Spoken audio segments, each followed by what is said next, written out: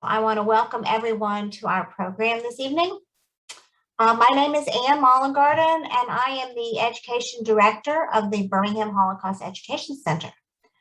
Our BHEC teacher cadre was designed as a place for small group discussions to enhance our teachers' knowledge about the Holocaust and its pedagogy.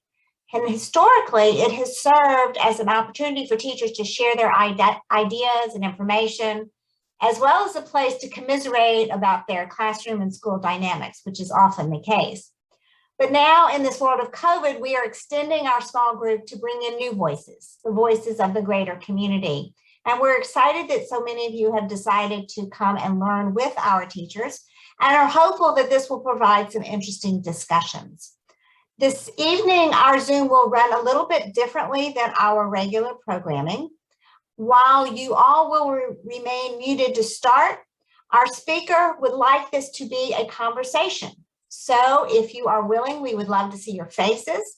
He would also like to entertain your questions during the presentation. So if you have a question, you may submit it at any time in the chat box, or you can click to raise your hand using the raise your hand button. Now this may be located under reactions at the bottom for some of you. When you submit your question, I will interrupt our speaker at his request. And at that time, I will recognize you. You can unmute yourself and you can ask your question. And then after you ask your question, we do ask that you remute yourself so that we don't get any kind of interference. And I'll help to facilitate this, hopefully. We're trying to make this as similar to a classroom type experience as possible. So this is sort of an experiment. Now, when the Holocaust is taught in the classroom, it is most often taught as a part of a social studies class or an English language arts class. So while we do spend a lot of time focusing on historical facts and chronologies, we also recognize that many teachers approach this topic through literature, and that offers many advantages. First and foremost is that ELA teachers often have considerable latitude in the selection of the literature that they use in their classroom. And secondly, Holocaust literature is quite diverse. It includes pieces that are written during the war by those that survived and those that did not. It could be pieces written after the war by survivors or others. It also can come in many forms: a diary, a memoir, a poem, a play, a novel, or even a graphic novel. So the field is wide open. Our guest tonight, Dr. Eric Sterling, will address why it is important to teach Holocaust literature and how it offers the opportunity for deep personal connections and empathy.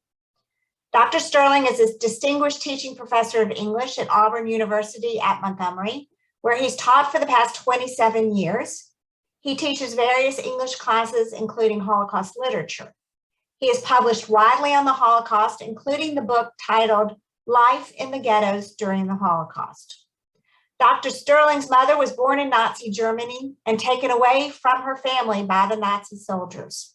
His grandfather was imprisoned in Buchenwald, but I will let him share those stories with you tonight. So join me in welcoming Dr. Eric Sterling. Thank you, Ann, and thank you, Zoe, for letting me talk to you all today. And also, Ann, I'd like to thank you for changing the way it's done so that people can participate during the session. And I want to apologize in advance. I have a cold that I'm not quite getting over. Don't worry, it's not COVID, and you can't catch it through Zoom anyway. But I just want to apologize in advance for the coughing. I'll start by giving a bit of background. I don't know all the details, and the fact that I don't know a lot of the details is one of the things I want to stress today. It's not just what I know, but what I don't know. My mother was born in Germany in 1937, and she lived there with her parents and her grandparents. And then during Kristallnacht, the night of broken glass in November 1938, some Nazi guards or policemen came to a house on her street, and they arrested someone for being Jewish, because it was during the Kristallnacht pogrom, And that person tried to get away. So he said to the policeman, "Will you let me go if I tell you where some other Jews are?" And they promised to let him go. Pretty naive. But anyway, this person pointed towards the house where my mother was living with her parents and grandparents. And my grandfather was taken away to a concentration camp. He was taken to Buchenwald. And my mother was taken away too, even though she was just a baby. She was taken to a jail. And as for that person that Jew who pointed out where my family lived, he was taken away anyway. So this idea that he could just get away just by pointing it out is pretty naive. Although obviously that's hindsight. And so my grandfather was taken to Buchenwald. This was 1938, November 38. And my mother was taken to a jail. And what happened is that my grandmother had gone to Berlin to try to get visas. Pretty much the only way you could get out was with a visa. And so she had gone to Berlin to get a visa, and she was able to get my grandfather out of Buchenwald and my mother out of the jail. The reason was that she had the visa, so she promised to leave, and also because of bribes. One thing I want to stress about the Holocaust is that some people think that the Holocaust was just some kind of hateful ideology, but it's more than that. I think a lot of it was masquerading economic opportunism. A lot of it was people who were lower middle class Germans who were struggling, couldn't get ahead, didn't have much of an education, and were frustrated. And also the economy was terrible, the Great Depression and the Treaty of Versailles, which ended World War I. And so a lot of the hatred towards Jews was really about economic opportunism, trying to get ahead financially. And so again, it was 1938. And so my grandmother was able to go to Buchenwald and bribe some guards to get my grandfather out of Buchenwald. I stress 1938 because September 1st, 1939, things changed. That was the invasion of Poland. Once the invasion of Poland happened, the idea of going to a concentration camp and bribing guards to let somebody out was just impossible. After the war, things changed. It became more of the final solution. Before that, even Hitler was talking about Madagascar, sending Jews to Madagascar. Anyway, so my grandmother was able to get my mother out of the jail and my grandfather out of Buchenwald, and she had gone to Berlin and got visas to the Philippines. And so they went to the Philippines, but they weren't able to land because the Filipino government either wouldn't honor them or the visas were not valid. There was a problem with visas that were being purchased that were not valid. I guess you might be familiar with the SS St. Louis, the ship that went to Cuba, and the visas were not valid. Then they tried to go to the United States, and Roosevelt wouldn't let them in. They had to turn back. So they went to the only place, because they couldn't get into the Philippines. My grandfather and my grandmother went to the only place that would take Jews without a visa, and that was Shanghai. Shanghai would let Jews in without a visa, and so they went there. And my mother grew up in Shanghai. She lived there from about the time she was about 1.5 to about 16 before she came to the United States. And conditions there were very bad. It's called the Hangkew Ghetto. That's Hongkew, the Hangkew Ghetto in Shanghai. And conditions there were really bad. And as you may know, Shanghai was under the control of the Japanese. The Japanese controlled Shanghai, and the Japanese were allies of the Nazis. So things were pretty difficult there. So anyway, that's how my mother survived. And things were pretty difficult for her in Shanghai. And like there was a bomb that exploded in her house. Somehow she survived. So she was quite a survivor. But it affected her mentally. I mean, she could not function like other people. My mother was never able to get a job or to drive a car. She had some problems that occurred because of what happened to her as a young child. One other thing I want to mention is, again, there are some holes in my story. I don't know everything. My mother didn't have the capacity to tell me that much. And one other thing I want to mention is about someone named Vera. Her name was Vera Cohn. And she's a friend of my grandfather's. And she'd come to my birthday parties. I would see her at a few social gatherings. Because when I grew up in New York City, most of the people that my grandparents knew were Holocaust survivors. They tended to congregate to major cities, Philadelphia, Milwaukee, New York. And Vera would come to my birthday party. She came to my bar mitzvah. And I found out later, I think I was like 30 years old, I found out that she had signed Anne Frank and her family into the concentration camp. This is after they had been arrested by the Nazis. You know about, they're arrested by Nazi guards in the annex and they're taken away. What happens afterwards? Well, they were taken to a concentration camp, actually more of a holding camp. It's called Westerbork. It was a holding camp. This is before they went to Auschwitz and before they went to Bergen-Belsen. I mean, Anne Frank and her sister did. And this was not a horrific death camp. Westerbork was more of a holding camp. And so the Nazi guards had Vera sign in these Dutch prisoners because she was fluent in German and Dutch. And she signed in Anne Frank and her family. And I read an article about this. It's in, I think, San Diego Jewish World. She talked about how she was impressed by Otto Frank. He was quite a gentleman, and how they got bad treatment. Again, this camp was nothing like Auschwitz. They didn't have like gas chambers or anything like that. But because they were hiding from the Nazis, they got worse treatment than other people.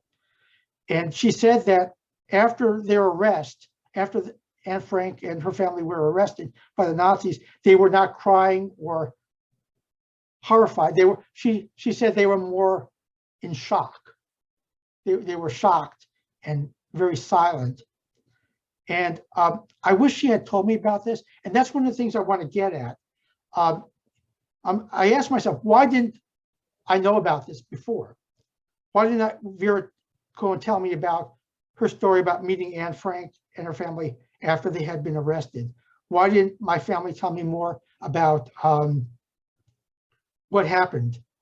Because I asked my grandfather about what, I was about 13, I asked him about the concentration camp, and he said he just didn't want to talk about it.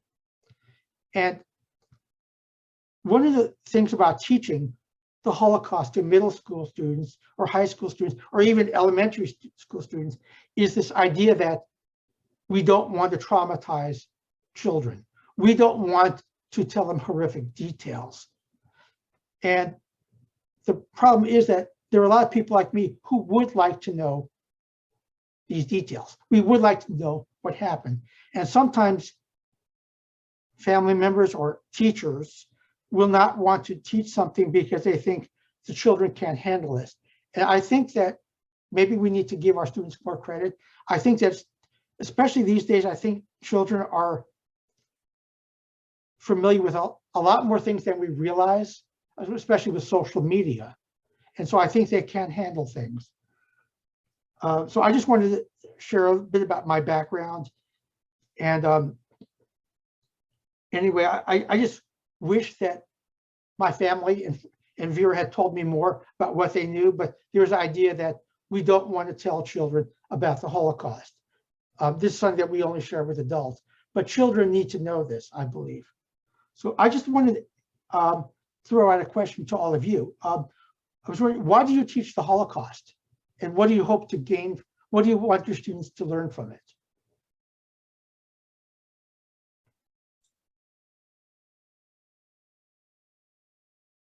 If you want to raise your hand, please do so. Well, I'm a language teacher, 8th grade in a private school in Birmingham, dyslexic students. And I just want them to be able to get outside of their box, to think of others in the world that are their age, because we're reading Night. I could spend the whole year in that book, the whole year. But we're on chapter 3 and we're going slowly. We're stopping. We're thinking, why? What happened? Why did they not revolt? And just these questions that make them think. Okay, very good. Thank you, Tammy. And maybe everybody can unmute just like Tammy did, just if you would be, if everyone will behave, just unmute yourself and speak.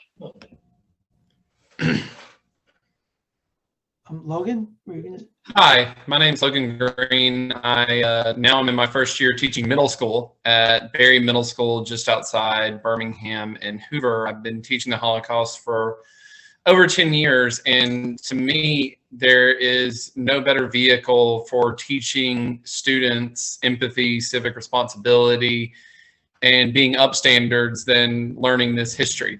So to me, it's not necessarily a study of history as much as it is a study of human behavior and action and how hopefully we can help them become better individuals. And again, to not let these issues ever come up again. And when they do come up, to hopefully combat them at the individual level. Mm-hmm. Yeah, very good. Thank you, Logan. Amy, were you going to say something? Sure. Hi, I'm Amy McDonald. I teach at Shays Valley High School. It's a public high school in Jefferson County. And I've been teaching the Holocaust for probably about 15 years. I have a semester-long elective. And it's a social studies elective, so I am very stuck on the historical aspect and the historical background. But kind of like Logan said, I also think it's a great way to teach about, not just statistics and figures, but the more complex issues of the hows, the whys, individual decisions, governmental decisions and actions. So I think that's what I think is important. Thank you, Amy.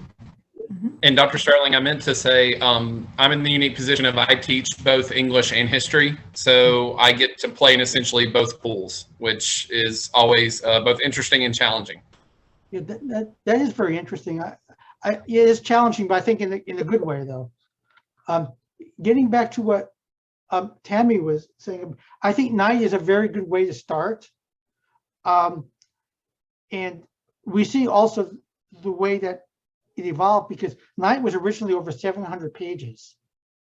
And he had trouble finding a publisher, partly because there was so much anger and bitterness in Night. And if you now, when you say it's more of the tone is very matter of fact. Before it was bitterness, it was very bitter, and people just didn't want to read, especially after the Holocaust. Like a few years afterwards, people just they had trouble wanting to. They just didn't really want to address. There's, I guess, a sense of being stunned. But Tammy said about thinking of others. I think that what Tammy, Logan, and Amy all said has something in common. This pattern of thinking of other people, compassion, and we see that like Elie Wiesel showing compassion towards other people. I want like his relative Stein from Antwerp one thing to talk about with students is this compassion when he's lying to him about, yeah, your family's fine, or is he doing something that's detrimental to him? And Logan mentioned responsibility and compassion and making people better. I think when we see people helping others, we can learn from that. And Amy mentioned decisions. One thing that is important to realize is that during the Holocaust, they had to make decisions in a split second. And a lot of times it's what Lawrence Langer calls choiceless choices, when they had to make a choice and both choices were bad. There's a conference every year on the Holocaust at Millersville University, and I encountered somebody who he was very upset, even though it happened years before, but he talked about killing his brother. He talked about, he was Jewish, and he was in Auschwitz, and he and his brother were both teenagers, and their parents had them later in life, I think it was like in their mid-30s. And so when they got to Auschwitz, the parents were sent to the left, and he and his younger brother were sent to the right. And sometimes people get the false impression that these lines were very distinct. They weren't. There was a lot of chaos, a lot of people yelling. There were dogs, these dogs barking, and people could switch lines. People could switch from the left to the right, and it did happen. And the problem is they didn't know what the lines meant. And so he looked at his parents, and they were looking at him and his younger brother, and he decided to be mature. So he said to his brother, it's really terrible. Our parents, they're worried sick about us. They're staring at us. It's just really sad. They're worried sick about us. Why don't you, I'm the older brother. I'll stand here. You go with our parents. You switch to the other side. That way our parents will know at least one of us is with them. So his brother switched lines and got safely to the left. And so he went on the right by himself, and he was able to get into the barracks, and he got his prisoner uniform. And then he asked what happened to the people on the left, and he found that led to the gas chamber. And he said, I will never forgive myself. I thought I was helping my brother and my parents, but what I did is I sent my brother to his death. He said, I killed my brother. And I said, no, you didn't kill. You had no idea what was really happening. But it's just a very difficult thing, especially to make a choice when you don't know what the choices are. And one of the things that we can do in literature is to look at certain situations and look at moral decisions. For instance, there's a play by George Tabori. He's a Hungarian playwright. It's called The Cannibals. By the way, George Tabori, he was a Hungarian playwright. His father died of starvation in Auschwitz, and he wrote a play about, dedicated to his father. And in the play, there is one of the prisoners has a thyroid problem, and he's heavy. Even though he's in a concentration camp, he's overweight because of his thyroid problem. And he dies. And there's a question that they come up with, a terrible question. We are starving, should we eat this person? And that's a choice that they had to make. And it's a moral dilemma. What do you do? Do you desecrate this body, or do you, is this something that you need to survive? And I think it's not really a terrible thing that this playwright has done. He's creating this moral dilemma, and it's about what to do in order to avoid starving to death. And the fact that his father actually died in Auschwitz, I think, gives him some credibility. And it's a very unique play.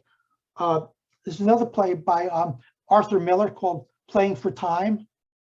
And it's based on a true story of Fania Fenelon. Fania Fenelon is what was a French pianist and singer. And she was part of the orchestra. I'm not sure if you're aware of this. There was an orchestra in Auschwitz. And she was able to survive by playing the piano for, for the Angel of Death and prison, plus for prisoners. I know it sounds kind of macabre, but in Auschwitz, when prisoners would go to work early in the morning, the orchestra would play for them. And it seems unbelievable. And I guess a lot of you are familiar with Mouse by Art Spiegelman, the graphic novel.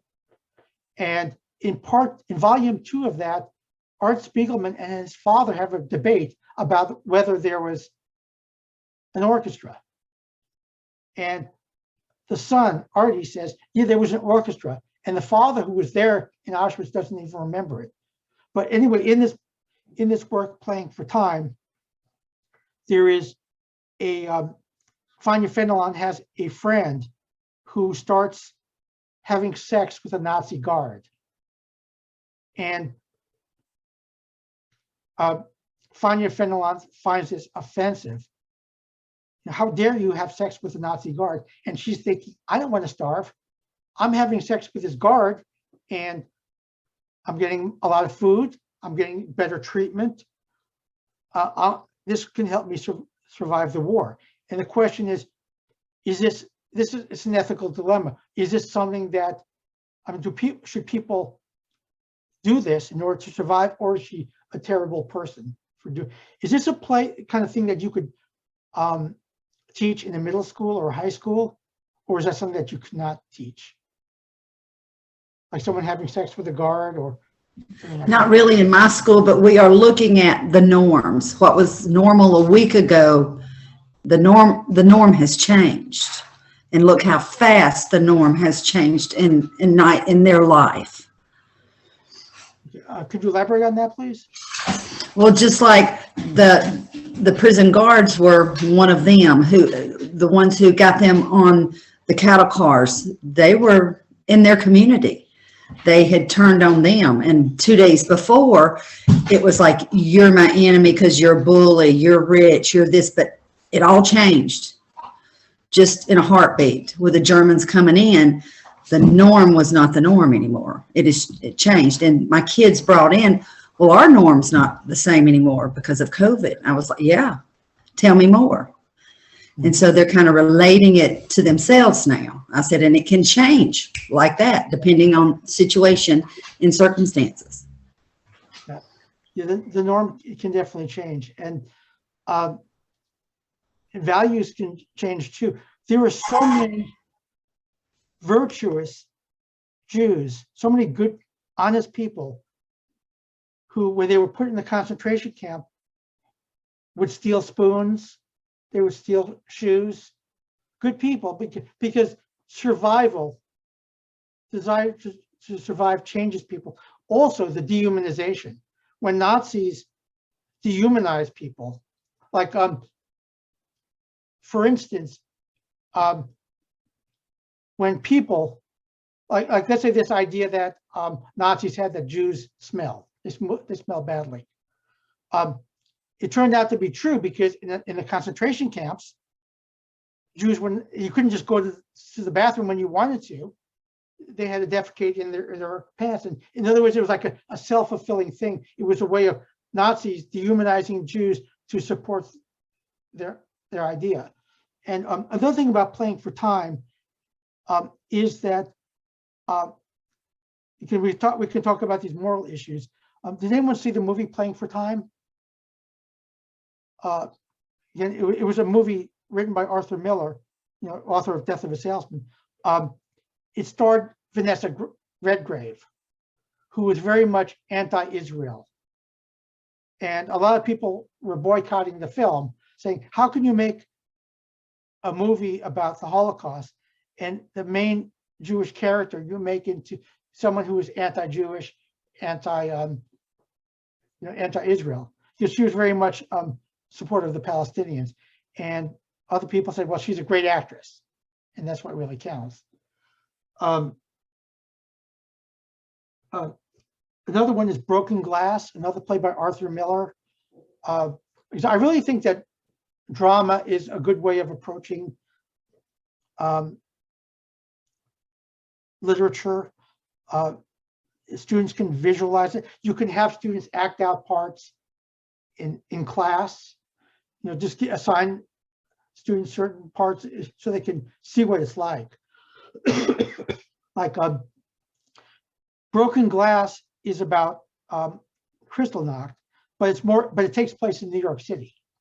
What happens is there's a Jewish woman who is in New York, and she reads in the papers about the night of broken glass, about the pogrom, about she's very affected by this image that she sees in the newspaper of a rabbi with a long beard who is told to clean the sidewalks with a toothbrush. And if he doesn't get it clean, he's going to be killed. And she becomes so upset about it that she becomes paralyzed, even though she's in New York, because she feels so guilty. It's like, it's an emotional paralysis. And this idea that she wishes that she could help. Again, I think that teaching literature to students is a good way to talk about moral values, and like Logan was talking about compassion. But there's a problem that comes with it also. Talking about moral values with students can be problematic because the students weren't there. One of the things that Elie Wiesel and other people have stressed is that those people who are not in a concentration camp can never understand what it's like. You can never say, well, if I were there, I would have done that. Because if you weren't there, how could you know? Plus, you read about someone stealing something and you say, well, they shouldn't have stolen that. How can we judge people when we were not in that situation? So one of the things I stress when I'm teaching my students is don't judge these people because you were not there. And it's just a really bad false comparison. One of the things I did for many years, because we at AUM, we had a an annual Holocaust educational program. We had it for 20 years. We had wonderful speakers. I'm sure you know one of them, Max Steinmetz, who was fantastic. Wonderful person. And I was in charge of grading the essays. We would give cash prizes for best essay by high school student. And just some of the essays were very good. And I have to remember, as a college professor, that I should not judge them on the college standard, but like a high school standard or a middle school standard. But I remember one essay, well, I can relate to what happened because during the Holocaust in the concentration camps, they had to get up early in the morning and they had to work all day. I can understand that because I go to school from 8 to 3, and then afterwards I have a job. I also have a job on weekends, so I know what they were going through. And I'm thinking, no, you don't. If you were not there, there's no way you could possibly have the capacity to understand. And that's part of the dilemma. We want to teach students about the Holocaust, but at the same time, we have to show them that people are incapable of truly understanding. If you were not there, how could you know? But you don't want to be self-defeating either. Like, well, I'm teaching you about the Holocaust, but you can't understand. Then the idea is, then why bother? So you have to be able to teach them, but make them understand that they can never truly put themselves in other people's shoes. And the same thing with values. People can say, well, if I were, because like with Max, many of you might have heard Max Steinmetz's story. He talks about how he escaped and he knocked on the door and someone let him in. And people might say, well, if he had knocked on my door, I would have let him in. I would have let a lot of other people in too. But there were a lot of people who shut their doors. There were a lot of people who promised their Jewish friends, if anything ever happens, I want you to come to me. I will always help you. And then a few months later, it got a lot worse, and the Jews came through the door and like, get away! I don't want to be killed. I can't help you. Go away. The people were well-meaning, and their promise was made in good faith, but then the fear of being punished themselves changed things. So anyway, another good work is Jurek Becker's Jacob the Liar. Jurek is Jurek. His last name is Becker. It's a Polish novel. There are two movies of it. I think it's helpful to show movies, if you can, of these works. It's a wonderful novel. It's pretty funny, actually. And again, it's by Jurek Becker, who, by the way, was a Holocaust survivor. When he was about 3 or 4 years old, he was in a ghetto in Poland, and he survived. Part of the novel is based on what he remembers as a young child. And there's a really good movie, 1975 movie. It's an East German movie. It's wonderful. I don't know how your students feel about subtitles. I know my kids, if I want to show them a movie, if it's in black and white, they say forget it. They just want color. But it also was made into a movie in the 1990s with Robin Williams. The problem is that sometimes instead of seeing a Holocaust survivor or Holocaust victim, you see Robin Williams because he's so iconic. And he does a bit of a comic routine. Well, it is a bit of it's a funny novel. And but I recommend the 1975 one, although plus I like things that adhere to books faithfully. I don't like movies that say, well, I'm going to totally change the ending, because why do you really want to make a movie out of this book if you don't like the book enough to adhere to it? Anyway, in this novel, Jacob the Liar, Jacob is just an average, everyday person in his, I think he's in the early 40s, who, and they're in the ghetto, they don't have much food, everybody is despondent because, they're being beat up by the Nazis, and they're just being treated badly, and they're starving. And a lot of people are committing suicide because they're so hopeless that they're committing suicide. And he happens to be arrested once for minor infraction, and they let him go. But while he's in the Nazi headquarters, he overhears on the radio that the Russians are coming and only are about, let's say, about 200 miles away from where they are. So they're very close. The Russians are very close. And so he tells all the people, and they don't believe him at first, but he says, I have a radio. That's a problem because the Nazis didn't allow radios. You would be killed if you had a radio, because knowledge is power. They didn't want the Jews to have an idea of what was going on. One of the things that the Nazis did so well was keep the Jews ignorant about what was going on, not letting them know what was going on. Like there's this famous story about, which is true, about this family that was being sent to Theresienstadt, that concentration camp.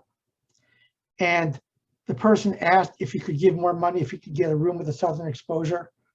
And they said, yeah, they took his money. And one of the things that I think it was Logan who mentioned that why did people go willingly, like sheep to the slaughter? Why did people go? Why did the Jews go willingly? Partly it's because they didn't know what was happening. Even in 1944, months before the war ended, Hungarian Jews were being sent I think like 600,000 Hungarians went in late 1944 to Auschwitz, and they had no idea that it was a death camp. They were being told it was a work camp. And this is when Auschwitz had been for about 5 years, had been in existence, and people still didn't know.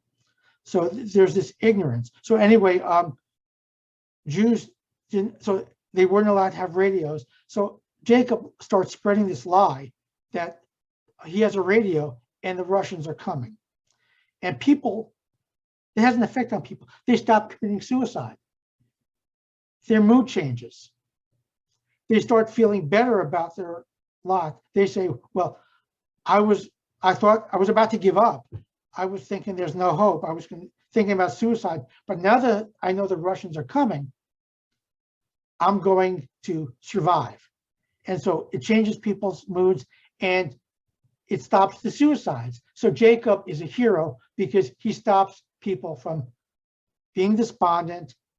He gives them more hope and people stop committing suicide. And even though he doesn't have a radio, he has to make up things. So he says, yeah, the Russians have advanced another 5 miles this week. They're coming closer. And the people keep coming to him for news, and he keeps saying the Russians are coming closer. So they're coming, they're going to rescue them. Some people call this the disease of hope. One person, I forget who it is, said that the biggest disease that the Jews suffered from was the disease of hope. In other words, they were complacent and they were willing to follow orders from the Nazis and not rebel or not revolt because they felt the Russians were going to save them. And so Jacob keeps saying the Russians are coming closer. And so people are happy. They're making plans for the future and they're not, the suicide stopped completely. But one thing that Becker mentioned goes over in the place. What happens when the lies have to stop? Because eventually he's going to run out.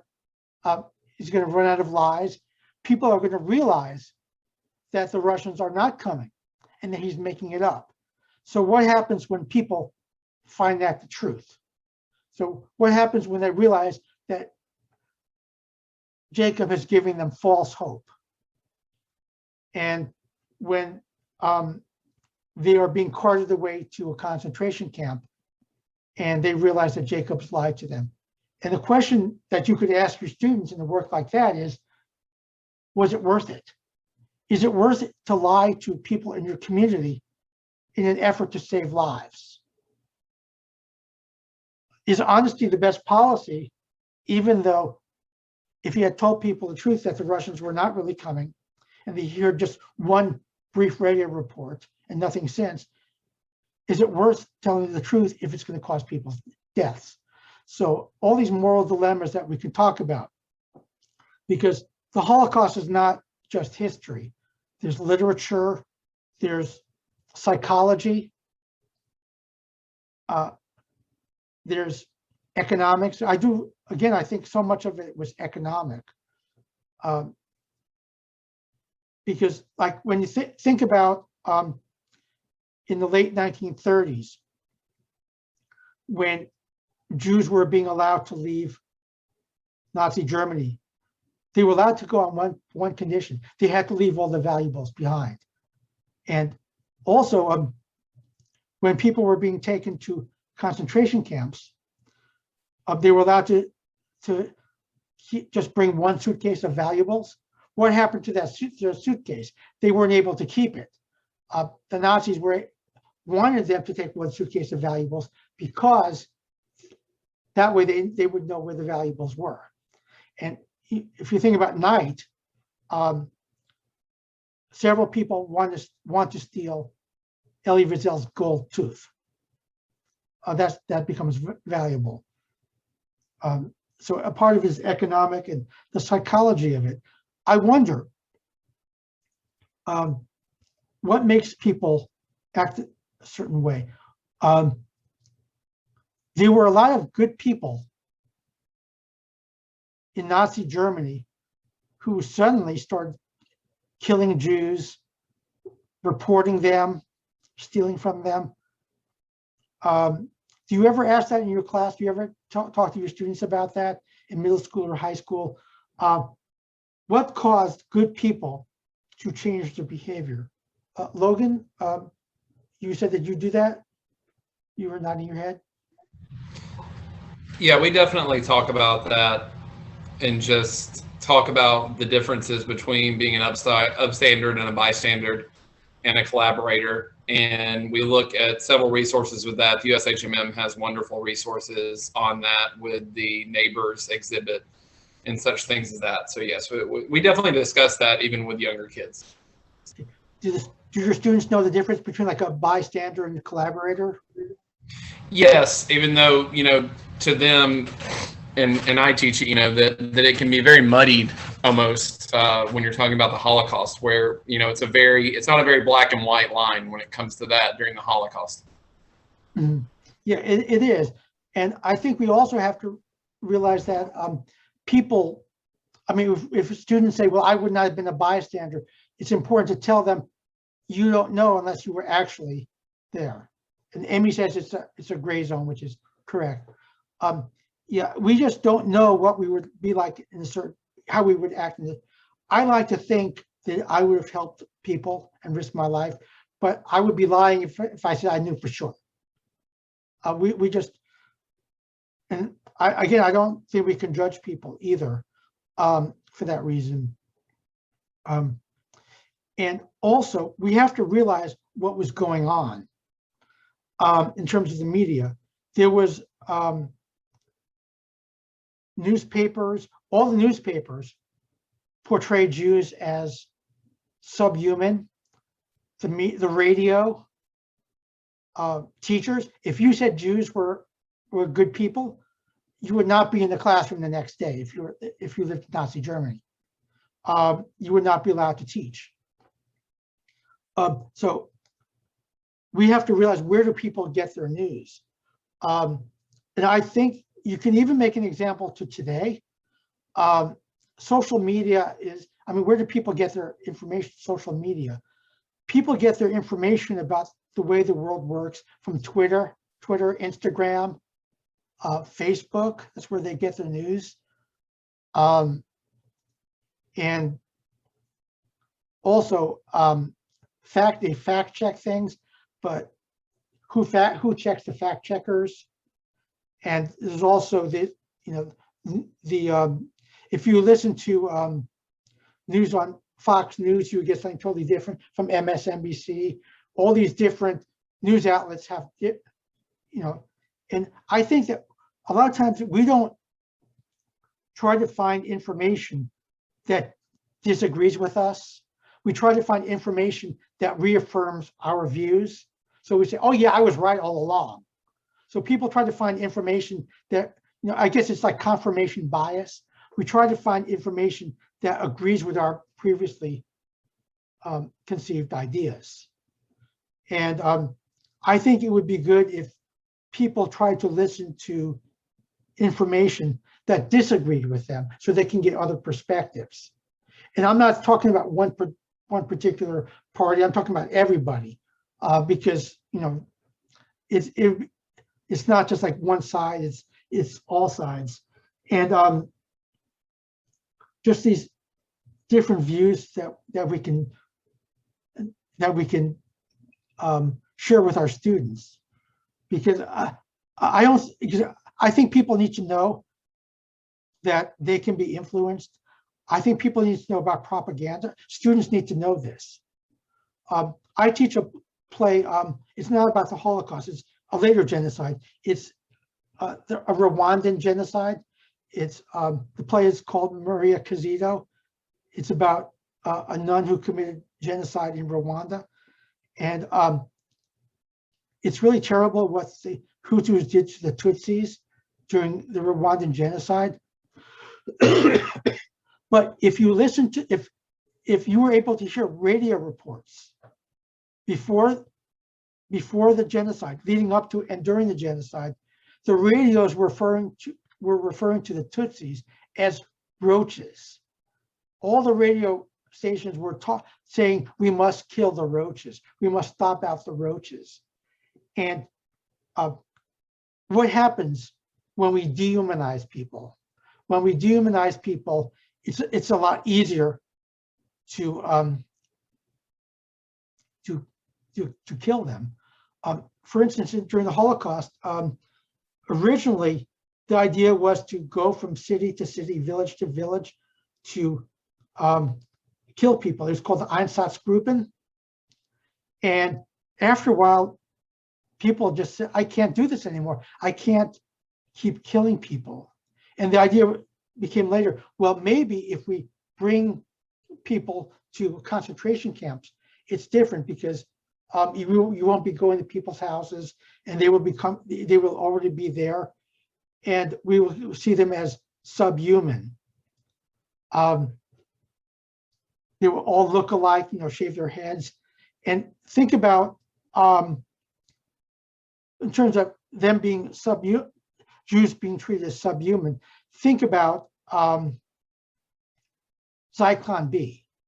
Do you all know what Zyklon B is? The gas, that's what we use in the gas chambers. But by the way, I don't mean to insult anyone's intelligence by asking. I just wasn't sure about your background. But anyway, I'm sorry. But anyway, that was created by I.G. Farben. It was an insecticide. So the Nazis treated the Jews as vermin, and they killed them with a substance that was used to kill vermin. And there's a quote by Adolf Hitler that Jews are a race. They're not a human race, but they are a race, he said. That's a quotation. I think it's the very beginning of Maus. I think it might be the quotation that starts Maus. And it is, I think it's true that they were dehumanizing people. It's a lot easier to kill people and to do it without remorse if you don't see them as human. So I was going to ask a question. yeah. How do you deal, or how do you handle in your classroom, or how do you recommend for ELA teachers to handle teaching literature when they may or may not have the background to the history? Okay. How do you deal with that? Well, I'm not sure if history is really required for some of them. Because the history that is required is usually in the text. Like one example is Jane Yolen's novel, The Devil's Arithmetic.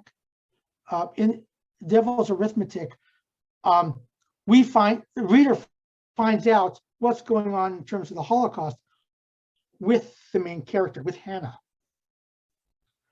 I think that Devil's Arithmetic is a really good choice for someone teaching middle school or high school. It's by Jane Yolen. It's an award-winning novel. Another one might be Boy in the Striped Pajamas by Boyne, or Friedrich by Hans Peter Richter. And I mentioned about the propaganda. I'm not sure. Hans Peter Richter wrote Friedrich. It's written by Richter, who in the 1930s was a young boy who lived in Cologne, Germany, and he felt guilty because he never helped Jews out. He never helped them, and he wished he did. And in 1960, by the way, it's a very popular book in Germany. I believe the Holocaust education is mandatory in Germany now. And anyway,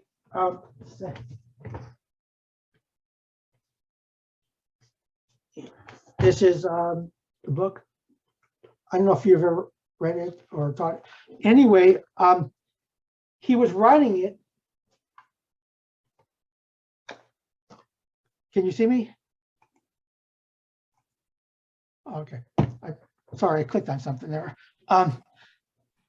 anyway, he was writing it and he wanted to be inspired. He wanted to remember back what was going on in the 30s, so he could get back in that mindset.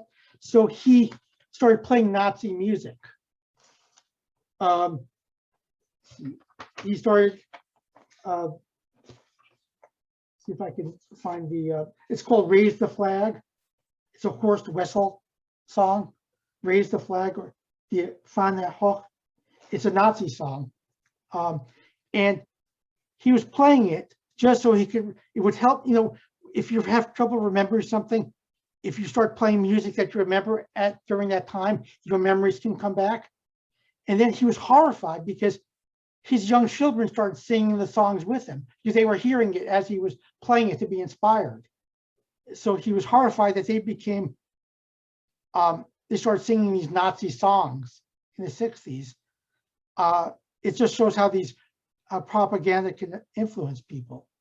So anyway, in Friedrich, we have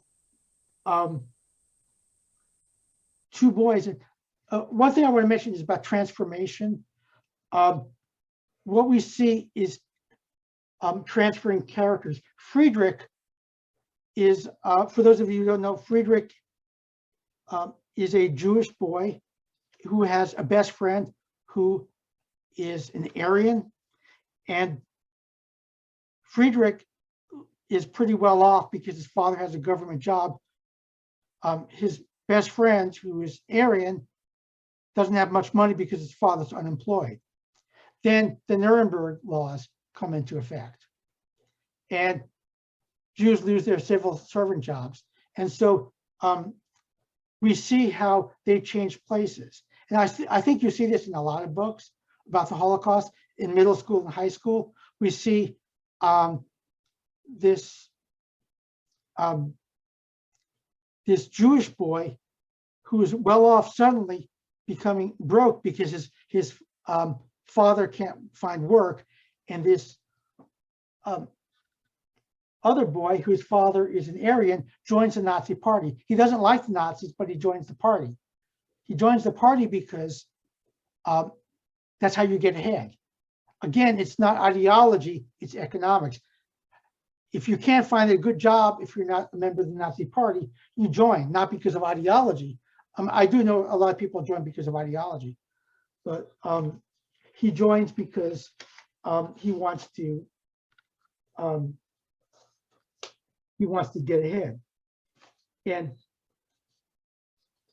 in this story, it's interesting. It's a matter-of-fact tone, and he talks about the boy talks about joining the Hitler Youth, and he doesn't want to, but his father wants him to. And we see people go in the opposite directions. And in one case, this 14-year-old boy who's nameless. And one thing that's important is when you have a nameless character, I think a lot of times it's because he's like representative of a large group of people.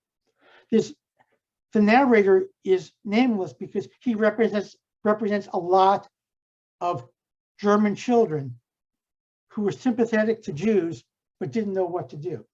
And at one point, he is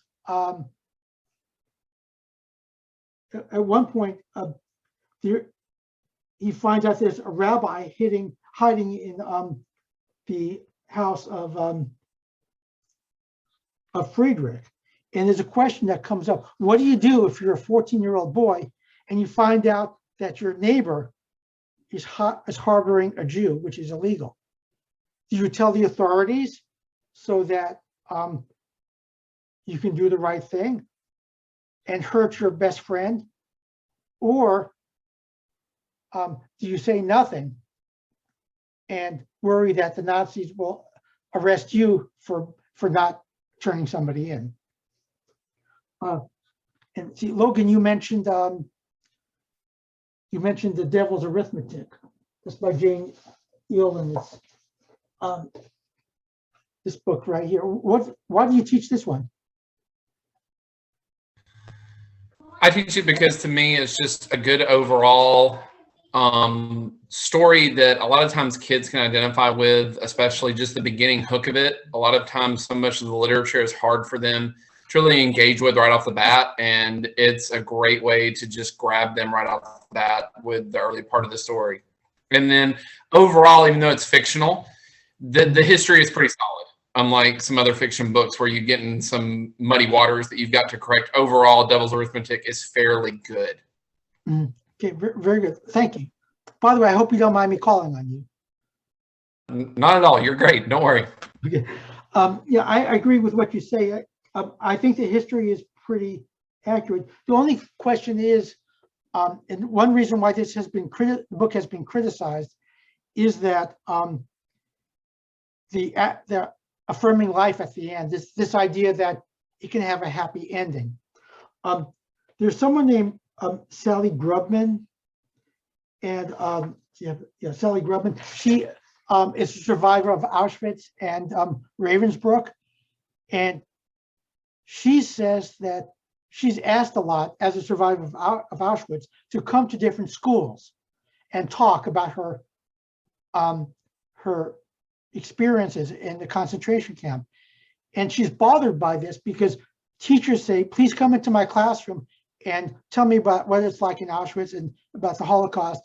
We want to get a story from a survivor, but keep it positive because we want to have we want to know about the good stories. We don't want to traumatize the students. So talk about happy things that happened. I mean, like survival and she says, no, I won't do that. She says they want me to turn survivors into heroes and create a heroic experience for the survivors. The Holocaust was never a history of courage and resistance. It was the destruction by fire of innocent people, and it's not right to make it something it never was. So she says, yes, I will talk about the Holocaust. I will talk to your students about it, but I'm not going to talk about happy things. I want them to know the negative things that happen. Amy, were you going to say something? Yeah, I was wondering if you would read that quote again. Sure, I'd be happy to. Yeah, that's okay. I'm sorry if I'm reading too fast. I'm from New York. No, I really like it. I just wanted to hear it again. Okay. She says, people want to turn us survivors into heroes and create a heroic experience for the survivors. The Holocaust was never a history of courage and resistance. It was the destruction by fire of innocent people, and it's not right to make it something it never was. So yes, she's willing to talk, but she wants it to be honest. And she thinks that students can handle negative things. Because we don't want to just teach our students. I mean, I can't speak for everybody, but we don't want to teach our students about the Holocaust and say, here's how someone escaped. Here's how someone survived. Because we don't want them to think that everybody survived. I mean, yes, some people did, but we can talk about that. But I think it's important when we teach the Holocaust to show them that a lot of people did not. One work that, again, this is just my opinion, that I'm not really thrilled with is Lois Lowry's work about the Holocaust. It just strikes me as, it's like reaffirmation of life. Everybody has, it's like one of those afternoon specials that Number of the Stars, it's called. That everybody survives, it has a happy ending for everybody, because that's not the way it really was. Of course, that's just my opinion. Because I don't really, I think it's not very honest, but some people think it's a wonderful work to teach, and that's their right. Because I like The Boy in the Striped Pajamas, but a lot of people say I can't teach that because it's not accurate, because there really wasn't this house next to Auschwitz. And also the idea that there's be this Jewish boy, Shmuel, who's able to sit there by the fence and hang out with another boy on the other side of the fence for hours at a time, that's not historically accurate. Plus, if that boy is like 9 years old how could he be there in Auschwitz? Because didn't they kill all the children? So it's not accurate. I won't teach it. I don't agree with that because, first of all, there were children in Auschwitz. There were children who survived or who lived there. Maybe they didn't survive the war, but there, if you remember in Night, there was a character who is hanged. Wiesel calls him the Pipel, P-I-P-E-L. He's a young boy. So obviously there were young children there. Obviously they were the exception, not the rule, but there were young children there. And also, but I think, well, one thing we have to be careful of is we do want to teach a work that is historically accurate because we have to worry about the danger of Holocaust deniers who will say, well, look at this work. It's not really true. Like there are people who say Anne Frank didn't really write that diary because they didn't have the ink in that era, but they did. Holocaust deniers are just anti-Semites or just they're dishonest. But the thing is, if we teach works that are totally false, we have to worry, are people pointing to that? Because I remember reading about this lawsuit. I don't know how it turned out, but there was a high school student who had to write a paper on the Holocaust for his class or her class. I don't remember which, but it was years ago. And the assignment was to write a paper about the Holocaust. And obviously teachers should give more specific directions than that. But the person went on the website and ended up going on Holocaust denier websites and said the Holocaust never occurred and used citations from some Holocaust denier website. And the teacher gave the student an F on the paper because it was inaccurate and because it was offensive because it's Holocaust denial. And the parents sued the school and the teacher saying infringing on freedom of speech because the person got it from the internet. I don't know what happened to the lawsuit, but I think that part of the problem is that the teacher should have given more guidance. I think the teacher should have said, you should stay away from these websites. That would have been helpful. So I agree with you about it's important to select literature that is historically accurate. And therefore, I question why you would even recommend The Boy in the Striped Pajamas. I know a lot of schools teach it. Other schools will not allow it to be taught. And so with so much good literature out there, why would you select a book that is not historically accurate?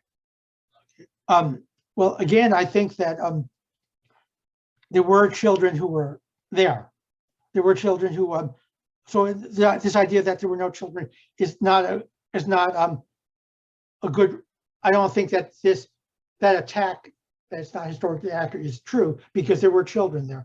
But I think one thing that's really important is this idea about trading places. We see that in all the works that are a lot of the major works. Like I mentioned about Friedrich. In Friedrich, there's this nameless narrator and there's Friedrich.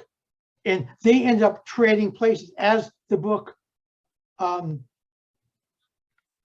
goes on. They become the other. Same thing with the Devil's Arithmetic.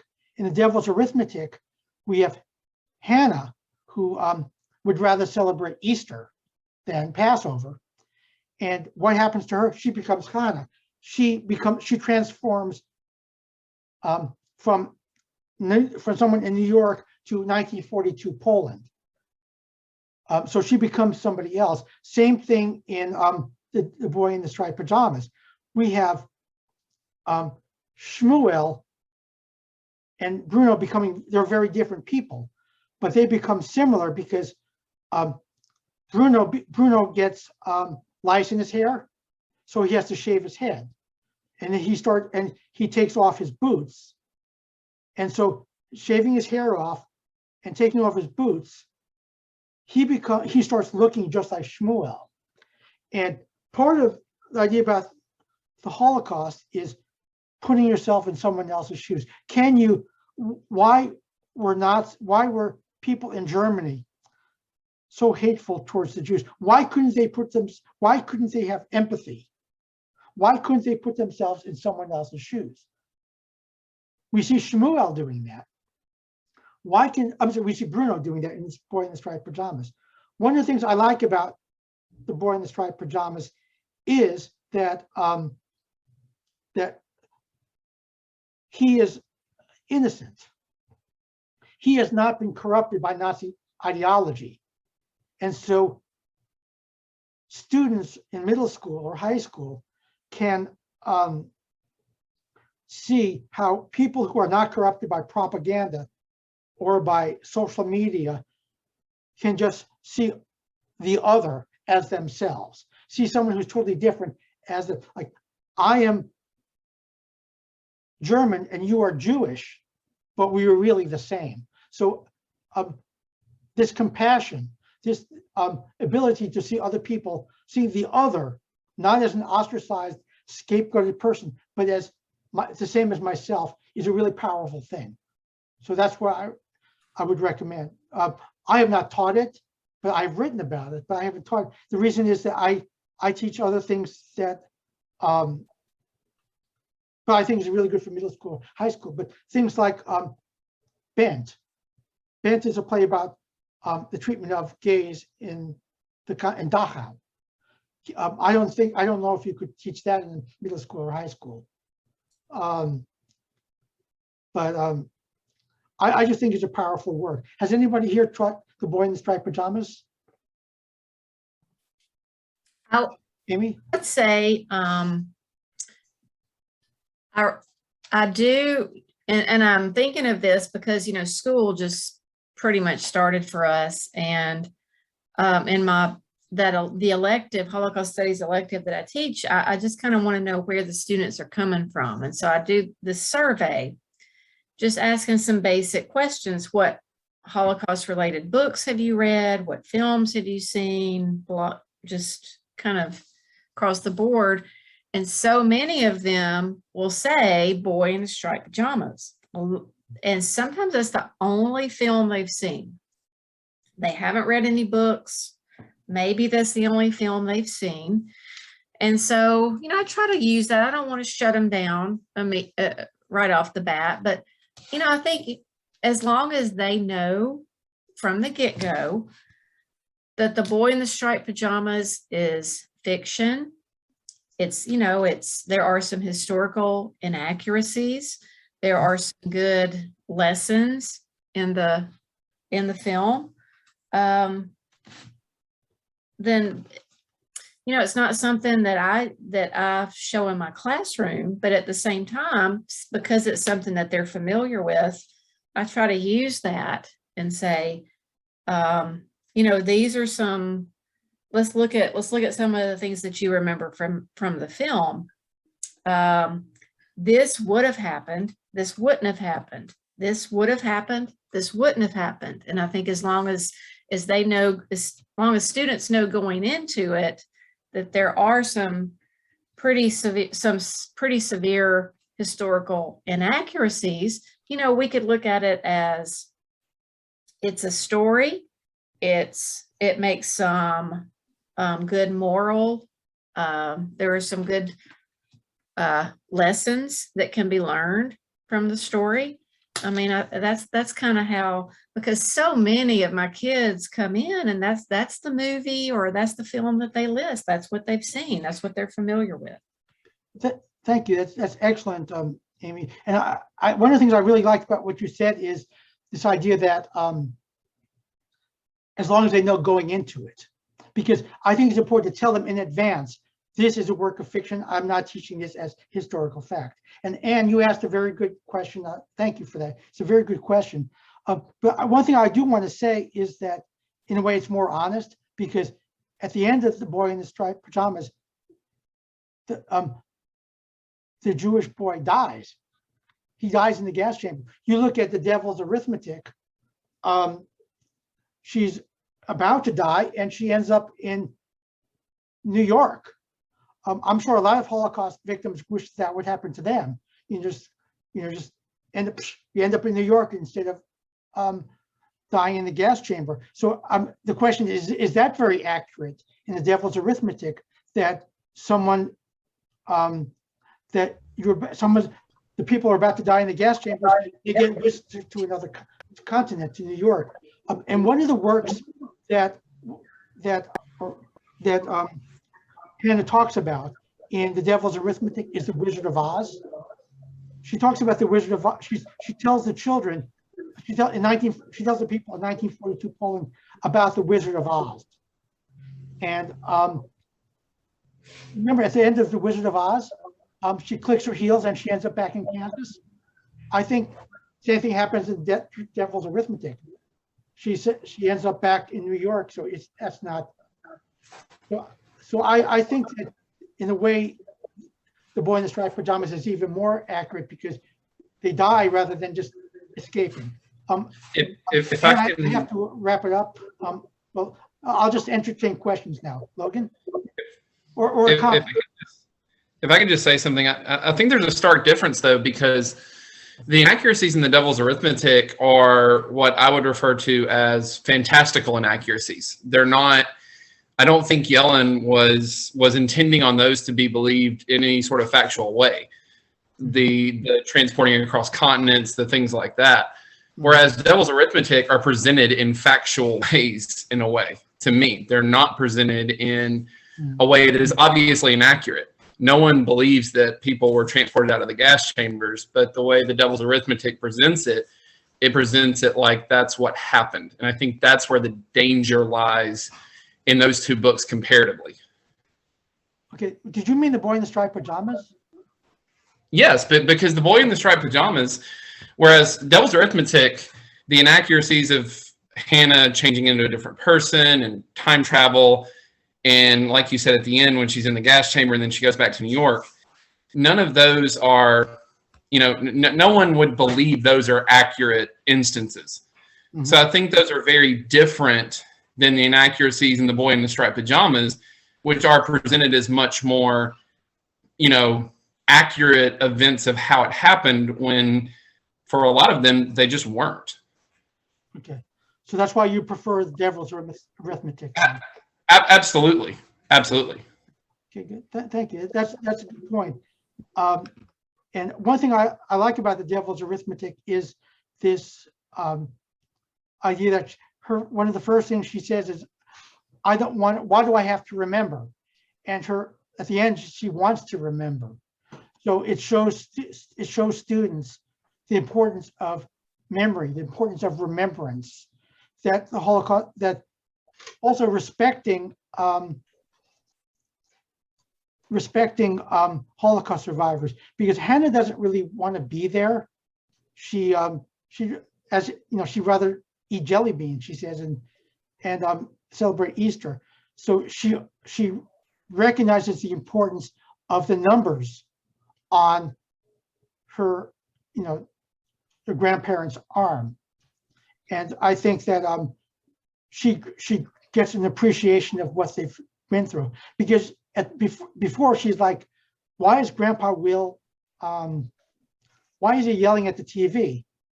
Why is he so emotional? The Holocaust is in the past, but she learns a lesson. I think the reader and the high school student or middle school student learns with her. So it's like a journey that Hannah's going on, and the middle school and high school student goes on that journey too. It's a very good point, Logan. So we're going to need to wrap up. Thank you very much, Dr. Sterling, and we're going to have to call it a night. I have a couple of more announcements. We will be posting a recording of this program on our website afterwards. Give us a couple of days to get that up. And I put a URL with a survey. If you would complete that for us, we would greatly appreciate that. Also, teachers, if you want CEU credits, please register on PowerSchool and let Zoe Wheel, our Programs and Outreach Director, know that you want credits, and she will facilitate that. We have several events coming up. Check our website, including a workshop that we are hosting on October the 14th. And again, Dr. Sterling, thank you so much for sharing all of this with us. And everyone have a good night and be safe. Okay, thank you very much.